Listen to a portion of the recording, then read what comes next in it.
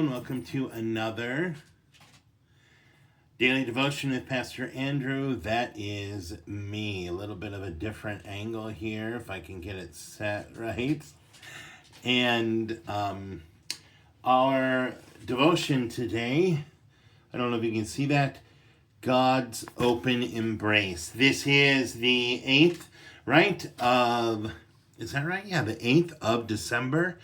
And it is the second Sunday of Advent already. We had our collection this weekend. We had our Blue Christmas service last night. All these things are happening as we prepare for the coming of the Christ child, right? Yes. But God's open embrace from Isaiah 49, verses 15 and 16. Can a woman forget her nursing child, or show no compassion for the child of her womb? Even these might forget, yet I will not forget you. See, I have inscribed you on the palms of my hands. How wonderful a connection this is, not only to, Advent, but then to our sermon for today, because we must remember we belong to God, and what does that mean? With, as I'll talk about, and I've talked about in my sermons, God's children were here, and God was somewhere up here, and then with Christ, God comes to us, and God is with us forever, right? Emmanuel, but then with us forever. And we talked about that with the Trinity and all those other things. But this is what we hear again today, God's open embrace, and do we return that embrace, right? All right, from Henry now, and little children know that their mother will do only what is good for them. And in spite of occasional fits and few short-lived tantrums, if they don't get their way in the end, their mother does only what she knows is best for them. Interesting. The love of a parent, or the ideal love of a parent, right? Our devotional writer says this: 2 days after Christmas in 1981, I lost my mother to pancreatic cancer when she was 52 and I was 21. I wasn't 21. In 1981, I turned 4. My memories of her have dimmed like fading snapshots in the family album.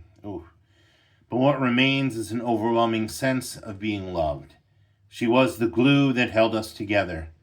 In her care, we always had everything we needed, whether or not we realized or accepted it, or appreciated it. The Christmas season can be a difficult time when we begin remembering those who have died. Yes, just like our service last night, remembering those that have died. We get in our minds so much that the season of Advent, the season of Christmas, is this joyous season, right? Joy to the world, yay, everything's a celebration. But also at times it's difficult from the things and the people that we feel that we've lost. And it's good to take time. I think it's healthy, although painful, recognizing that it is painful, to take time and recognize that and be in it, right? To be in it. And what better place to do it than in worship, as we just say, you know what? We're recognizing right now, this is a tough time. Where do our emotions go? Whom can we place these emotions on? God. See, I want to go like this, God, but it's really God. Okay. Let me find my place again. I'll start over this paragraph. The Christmas season can be a difficult time when we begin remembering those who have died. That empty place where they were is the pain of death and the source of grief. And yet, our faith tells us there is more than the emptiness. Yes, there in the loneliness and shadow of death lives the God who loves us with an intensity beyond that of even our parents. There, in our darkest moments of remembering, God waits with outstretched arms and hands open to embrace us and give us what we most need, whether or not we realize it accept it, or appreciate it. It's that imagery I know that we had in our service last night of there in the darkness, God is reaching, right? The hand is reaching, and do we reach as well, seeking to grab hold of it?